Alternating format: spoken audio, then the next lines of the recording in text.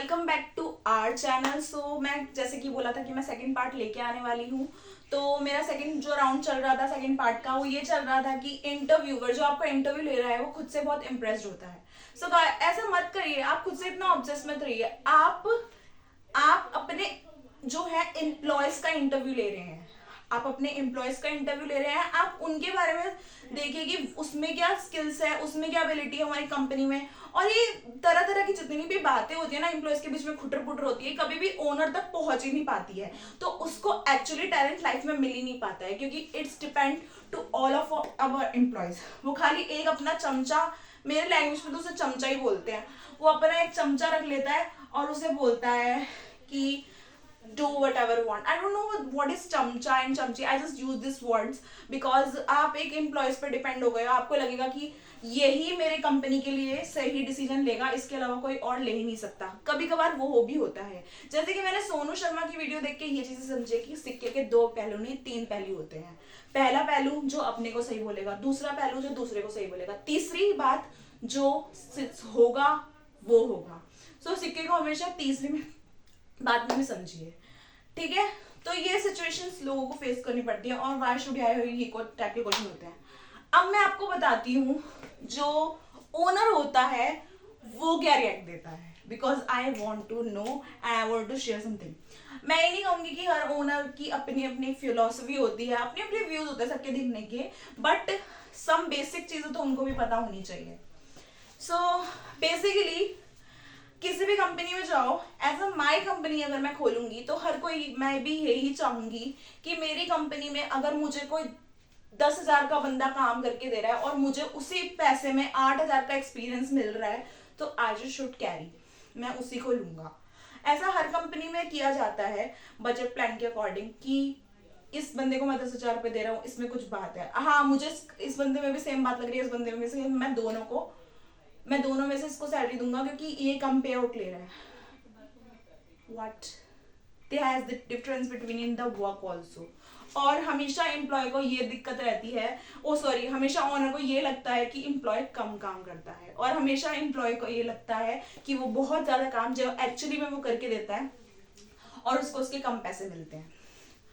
सो जो ओनर होता है या इंटरव्यूअर होता है वो उनको ऐसे नजरों से देखता है, एम्प्लॉय को, जो उसने नया एम्प्लॉय रखा हो चाहे पुराना रखा हो, उसे ऐसी नजरों से देखता है कि जितने भी पैसे हैं वो अपने एम्प्लॉयज को ही दे रहा है, और जितना भी प्रॉफिट हो रहा है वो अपने एम्प्लॉयज को ही दे रहा है, और वो सारे दिन उसको उड़ा रहे हैं।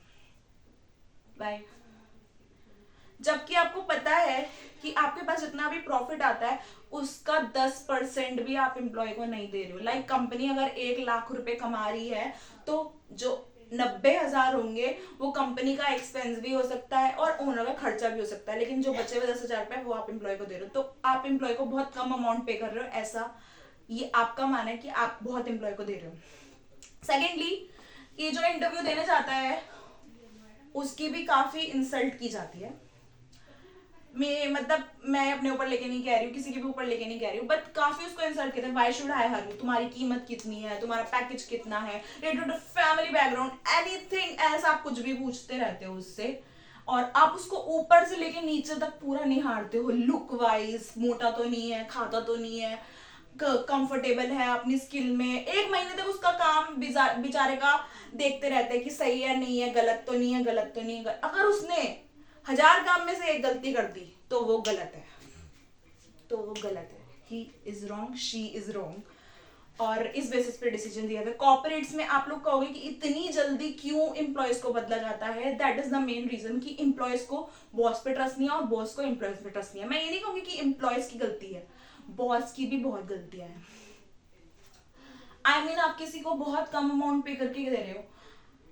मैं ओनर्स को एक बात कहना चाहूंगी, अगर कोई भी कंपनी का ओनर ये वीडियो देख रहा है तो मैं उसे एक बात कहना चाहूंगी कि एज एम्प्लॉय आपकी कंपनी को वो संभालता है, एज एम्प्लॉय आपकी कंपनी का वो काम करता है, एज एम्प्लॉय 12 घंटे तक एक चेयर पे बैठ के वो काम कर रहा है, अपना पूरा दिन जो भी है इंजॉय करे वगैरह वो वहां पे बैठ के 12 घंटे कर रहा है, बट 12 घंटे आप इंजॉय कर रहे हो। नो डाउट आपने भी अपने लेवल पे बहुत मेहनत की होगी तभी आप उस लेवल पे पहुंचे हो, but try to understand that आपको उसको एक भगवान की तरह मानना चाहिए, एक गॉड की तरह ट्रीट करना चाहिए कि अगर कोई हमारे साथ एम्प्लॉय कोऑपरेट कर रहा है तो हम भी उसके साथ कोऑपरेट करें। मैं बार बार ये देख रही हूँ कि वीडियो बड़ा तो नहीं हो रहा है, क्योंकि मैं ज्यादा वीडियो खींच नहीं सकती। ये चीजें देखी जाती हैं। एंड ये मेरे मन की जो भड़ास है मैं वो निकाल रही हूँ।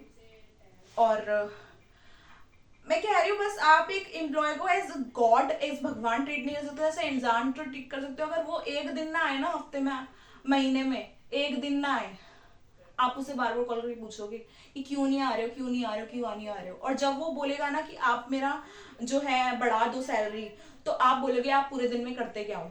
आप मुझे बताओ, एक हफ्ते तक वो लाइफ जी के दिखाओ जो एम्प्लॉय जी रहा है। बॉस को एम्प्लॉय की लाइफ जीनी चाहिए एक हफ्ते तक, तब उसे पता चलेगा उसका पीयर प्रेशर कितना है, वो कितना काम करता है, वो कहाँ कहाँ से कितनी बातें सुनता है, कितना प्रेशर लेता है। Then have to realise that. ये बात मैं सारे ओनर्स को डेडिकेट करती हूँ। ये ऐसा नहीं है कि एम्प्लॉयज अच्छा काम नहीं करना, आपको निकालने का हक है, आपको हक है, लेकिन आपको एम्प्लॉयज की नजर से भी समझना चाहिए।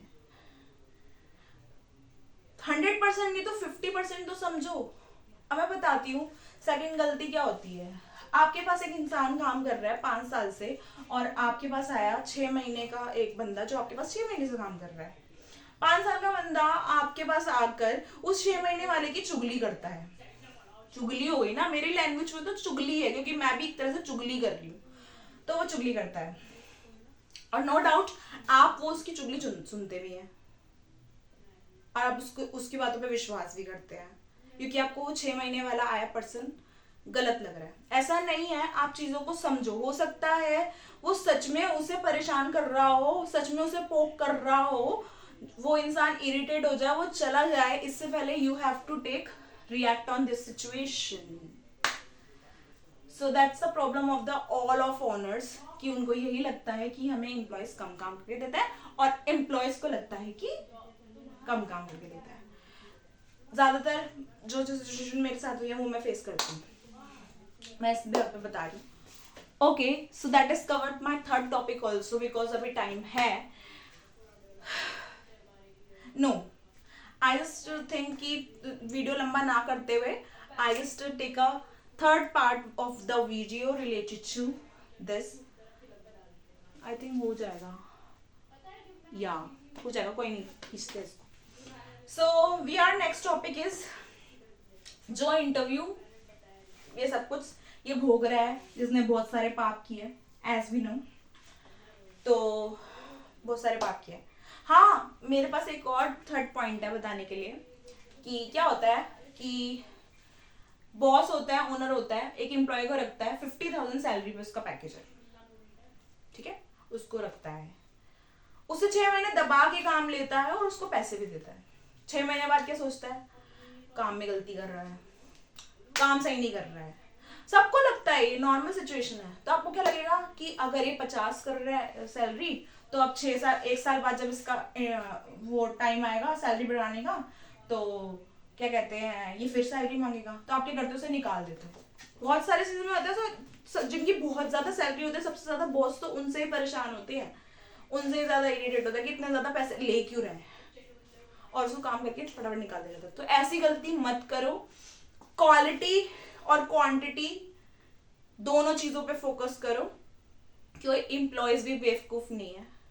अगर आपके पास, ओनर के पास 1000 ऑप्शन है, 1000 एम्प्लॉयज के, 1000 एम्प्लॉयज के, तो एज एम्प्लॉय उसके पास भी 1000 ऑप्शन है जॉब के, ठीक है। So I think this is the, बहुत लंबा खिंच गया वीडियो, कोई बात नहीं, हम अपना जो थर्ड टॉपिक है वो नेक्स्ट वीडियो में कवर अप करते हैं। So thank you for watching guys. If you like it, like share subscribe to my channel. If you want कि मैं किसी और टॉपिक पे वीडियो बनाऊं, जैसे जैसे मुझे समझ में आ जा रहा है मैं वैसे वैसे वीडियो बनाई जा रही हूँ। और अगर किसी को अच्छा लगता है तो बहुत बहुत शुक्रिया आपका देखने के लिए, बहुत बहुत मेरे चैनल को सब्सक्राइब करने के। Thank you for watching to my channel, love you all.